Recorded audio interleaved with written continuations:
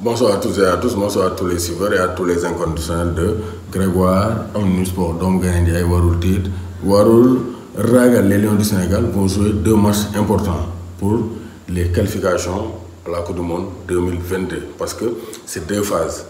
Première phase, c'est la phase de poule. Les 10 premiers de chaque poule vont se rencontrer 5 matchs. Aller-retour, les vainqueurs vont représenter l'Afrique pour Qatar 2022. Mais le Sénégal gagne ces 2 premiers matchs.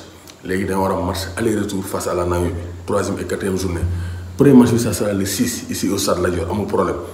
Mais le match qu'on va jouer face à la Namibie, ça ne sera pas à Windhoek. Windhoek 2002, ça donne des souvenirs. Il faut que nous ayons match Algérie-Égypte. Nous match nul, Sénégal qualifié Coupe du Monde. Donc cette fois-ci, on se rend compte pour les qualifications d'une nouvelle Coupe du Monde 2022. Mais le problème, c'est que le match est délocalisé au Afrique du Sud. Alors que l'Afrique du Sud, c'est un pays qui est dans la liste rouge du Royaume-Uni.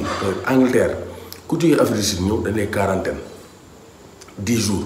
Alors, si la quarantaine 10 jours, il faut aller à ce club. Donc, ça ne va pas arranger Klopp, ni Watford, ni Chelsea. Parce qu'Edouard Mendy, nous avons Kouyaté, donc nous avons Ismaïla Sarr, Sadio Mané. Donc, ce sont des joueurs importants dans le club. Donc, l'ordre est arrangé.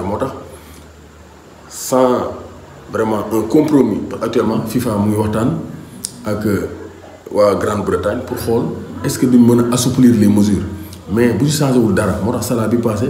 J'ai joué le match face à l'Angola, il a joué directement le match face au Gabon. Donc, premier match, il a joué au Stade Lat Dior joué. Mais si vous avez Afrique du Sud, Sadio Mané narul dem, Edouard Mendy narul dem, Ismaïla Sarr narul dem, Kouyaté narul dem, mais Abdallah Sima narul dem. Moi, les joueurs qui évoluent en Angleterre. Parce que si vous avez un club, il y a 40 jours sur le club. Donc, si l'accord est en FIFA avec le gouvernement anglais, donc il n'y aura pas de match pour Sadio Mané. Donc Sadio Mané, Ismaïla Sarr, Edouard Mendy, Cheikh Kouyaté, ils seront forfaits pour le match face à la Namibie en Afrique du Sud. Parce que le match en Afrique du Sud est joué. Donc ça sera donc un match avec donc, des joueurs qui n'évoluent pas en Angleterre. Donc c'est ce que je veux dire. Parce que l'Afrique du Sud a publié l'islam, comme ça, il y a tel à noter. Comme ça, si vous voyez Sadio Mané, Edouard Mendy, Ismaïla Sarr, Kouyaté, du déplacement face à la Namibie en Afrique du Sud, vous savez sont les mesures barrières mises en place par donc, le Royaume-Uni, c'est-à-dire le gouvernement donc, britannique. Donc ça c'est très clair. Donc actualité football, Mame Birame Diouf en pleine forme. Mame Birame Diouf qui est né en 1987, actuellement il a 34 ans, actuellement il connaît une nouvelle jeunesse du côté de Hatay Sport en Turquie, doublé le Reftay et qui a donné la victoire à son équipe. Donc Mame Birame Diouf il est en pleine forme. C'est le meilleur but, il fait partie des meilleurs buteurs sénégalais. Donc de ce début de saison avec 4 buts et une passe décisive. Donc Mame Birame Diouf est en pleine forme. C'est comme le vin. Il se bonifie, il devient meilleur en vieillissant. Donc rien à dire. Hein. Sous les pieds et la tête. Donc l'inusable, l'inoxydable Mame Birame Diouf. Donc c'est très clair. Actuellement, moi, capitaine Hatay Sport et il mène son équipe donc, vers les sommets en Turquie. Donc Mame Baba Thiam aussi fait le Noko. En séjour de Fenerbahçe, Mame Baba Thiam, international sénégalais, a réalisé un doublé aussi avec Kayseri Sport. Donc ça c'est une très bonne nouvelle pour Mame Baba Thiam. Donc Kayseri Sport, donc Galatasaray, 3 buts à 0. Donc doublé de Mame Baba Thiam. Donc ça c'est le très haut niveau. C'est le très haut niveau pour donc, Mame Baba Thiam. Donc salaire Nitana, fële ci Italie, promu, dafa nul 2 buts partout avec Hellas Vérone. Donc quand on le but égalisateur, c'est Mamadou Koulibaly, un jeune milieu de terrain sénégalais de 23 ans. Donc, il a marqué le but donc, qui permet à Salernitana donc d'avoir son premier point de la saison. Parce que si passe ay défaite donc c'est leur première victoire. Donc en Ligue 1, donc Ibrahima Niane, Mour Lamine Gueye et Pam Ndiaye Yade, Pamada Sarr, ils n'ont pas pu éviter la défaite face au Paris Saint-Germain. Achraf Hakimi doublé. Donc 95e minute de jeu, c'est le Paris double deuxième but. Donc Metz était tout proche d'approcher le point du nul, mais ils ont trop défendu face à l'Armada parisienne. Paris pour l'instant il ne convainc pas. le Paris Saint-Germain les convaincre, ils ne dominent pas les équipes dans le jeu.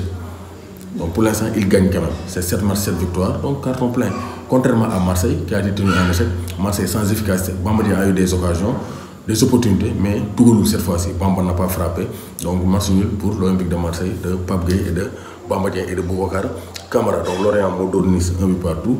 Lille gagne 1. Donc Rennes Modo 6. Rennes avec Alfred Gomis, nous avons baladé au 6 lignes d'or. Donc vraiment, ça perd Monaco avec Krépin Diatta. Krépin Diatta actuellement, il est devenu titulaire. Il est devenu titulaire indiscutable aux yeux de Nico Kovac parce qu'il a prouvé. Donc mais Rennes, j'avais gagné ma place. Moi, avec Sofiane Diop, notre titulaire au niveau des ailes, système 4-4-2, donc avec Sofiane Diop à gauche, Krépin Diatta à droite, numéro 2, donc 3 buts à 1. Donc ça, c'est le réveil des Monégasques avec un doublé de Wissam Ben Yedder. Donc ça, c'est très clair. Donc, vous voyez aussi, Boulaye est sur le banc. Boulaye est dans le banc. Jérémy et Danjuma, ils attaquent. Parce que Boulaye, il ne marque pas. Et les grands clubs n'ont pas besoin d'un attaquant muet. Attaquant qui est double, grand club, ils sortent. Donc, les grands clubs ont besoin des attaquants qui marquent. Boulaye est double. Il faut qu'il ouvre son compteur. Il commence à double. Sinon, il aura des problèmes. Donc, ça, c'est très clair. Il aura des problèmes.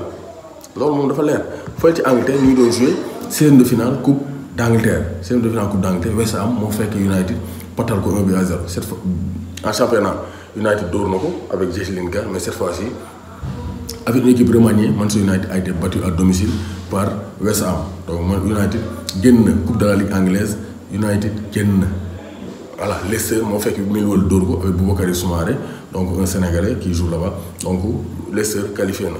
Donc Brighton et Hove Albion aussi, une équipe en forme, équipe qui a gagné Ciment, Alcostock City, nous aussi nous gagné. Donc nous aussi, c'est une qualification faite de bord. Donc Chelsea, donc tir au but, le Moudier Tagoto. Donc Chelsea, donc c'est qualifié donc au tir au but, 4 tirs au but à 3 face à Aston Villa. Donc qualification pour les Blues de Chelsea. Donc tout ça c'est très clair. Fële ci Espagne, actuellement Real 49 minutes de jeu, nous menons 4 buts à 1 face à Mallorca. Donc Real actuellement qui est l'Armada madrilène est intenable. Mais avant ça, Séville Modor, 3 buts à 1, l'FC Valence. Donc Real actuellement qui est doublé de Benzema, doublé de Asensio.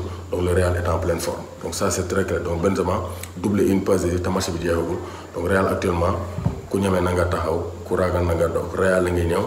Dans le 5 ans, en noté que Taï, Gana Géjoul, turnover, il a été laissé au repos. Abdou Diallo aussi, Nuno Mendes, mon titulaire. Donc actuellement, donc surtout Abdou Diallo, parce que Gana c'est sûr qu'il sera titulaire. Mais Abdou Diallo, avec les bonnes performances de Nuno Mendes, il risque de vraiment de retourner sur le banc de touche.